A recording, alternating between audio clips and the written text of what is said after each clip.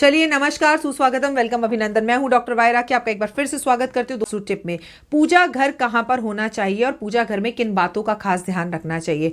पूजा घर के आसपास कभी भी बेडरूम जो है वो बाथरूम नहीं होना चाहिए और बेडरूम भी नहीं होना चाहिए। और घर के खास बड़े मुख्य व्यक्ति का तो नए नवेली दूल्हा दुल्हन का बेडरूम नहीं होना चाहिए और बाथरूम तो बिल्कुल भी पूजा घर के साथ नहीं होना चाहिए, ना पूजा घर के आगे ना पीछे। पूजा घर के ऊपर कुछ नहीं होना चाहिए, पूजा घर के नीचे भी कुछ नहीं होना चाहिए। भगवान खुल्लम खुल्ला रखने चाहिए, भगवान के ऊपर गुंबद नहीं बनाना चाहिए।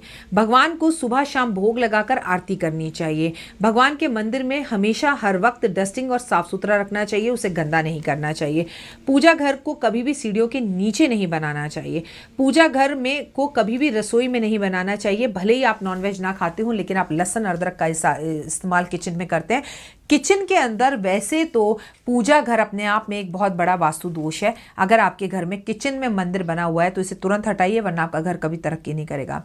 गेस्ट रूम उत्तर पश्चिम दिशा में ही बनाना चाहिए और गेस्ट रूम में अगर मंदिर रखें तो इस बात का पूरा ध्यान रखना चाहिए कि मंदिर रात्रि के समय पर बंद करने का पूरा इंतजाम होना चाहिए। फिश एक्वेरियम घर की उत्तर की दिशा में रखना चाहिए, बेहद उत्तम रहता है। और घर में फिश एक्वेरियम होना ही चाहिए जिसमें गोल्ड फिश और 2 ब्लैक शार्क होनी चाहिए जो आपको बुरी नजर से बचाते हैं। दक्षिण पश्चिम में बाथरूम होना चाहिए। अगर आप अपने घर का बाथरूम बना रहे हैं तो उसे दक्षिण पश्चिम की तरफ ही बनाएं।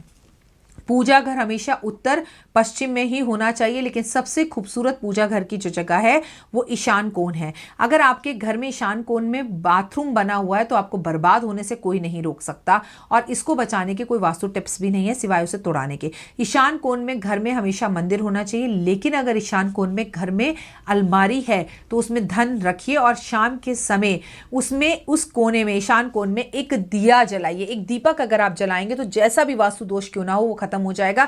घर में अगर लक्ष्मी नहीं रुक रही तो रुकनी शुरू हो जाएगी।